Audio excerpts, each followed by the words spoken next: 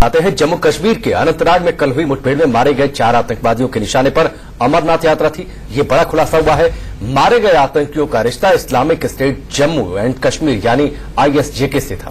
मारे गए आतंकियों में आईएसजेके का चीफ दाऊद अहमद सोफी भी शामिल है। खबरों के मुताबिक इस बात की आशंका थी कि इन आतंकियों ने अमरनाथ यात्रा में हमले की योजना बनाई थी।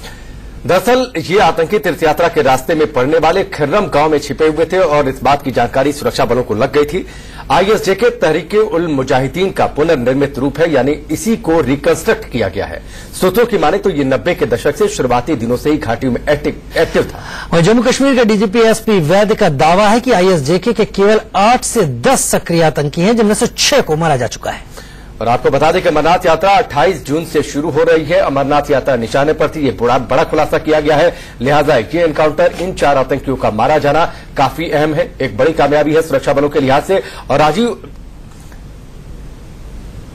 सबसे पहले घाटी में आईएसजेके के होने की पुष्टि तब हुई थी जब तहरीके उल मुजाहिदीन जिसको रिकंस्ट्रक्ट किया गया था, उसकी आतंकी का नाम था मुगीस अहमद मीर। उसको जब सुरक्षा बलों ने मारा था तब उसकी जो शव यात्रा निकली थी उसमें झंडे लहराए गए थे आईएसजेके के।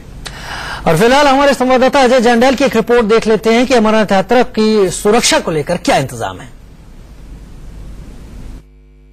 बाबा अमरनाथ यात्रा के लिए सुरक्षा व्यवस्था को कड़ा कर दिया गया है। आपको बताऊं, लगातार इनपुट मिल रहे थे कि अमरनाथ यात्रा को इस बार फिर आतंकी निशाना बनाने की कोशिश कर सकते हैं। ऐसे में सुरक्षा बलों के लिए चुनौतियां और बढ़ जाती हैं।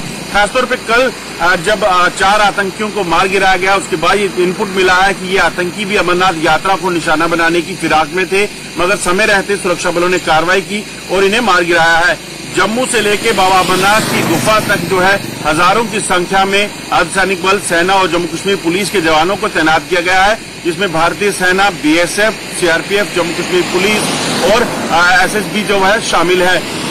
पूरे ट्रैक से लेके, चाहे वो जम्मू से लेके बालटाल और पहलगाम तक का ट्रैक हो या फिर पैदल ट्रैक, उन सभी पर अर्धसैनिक बलों के साथ साथ सेना को भी तैनात रखा गया है। वहीं इस पूरी यात्रा की मॉनिटरिंग जो है इस तरह से की जा रही है ताकि किसी भी तरह से अगर कोई भी आतंकी ऐसी कोशिश करे तो उस पर नजर रखी जा सके।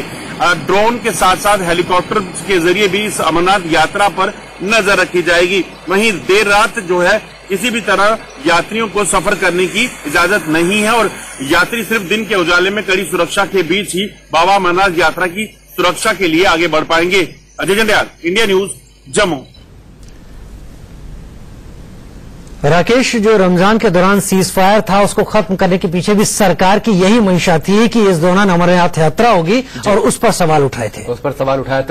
आतंकियों के निशाने पर थे, इस बात का अंदेशा था, इस बात के पुख्ता सबूत थे और उसके बाद ये एनकाउंटर काफी अहम है जो कल 4 आतंकियों को मारा।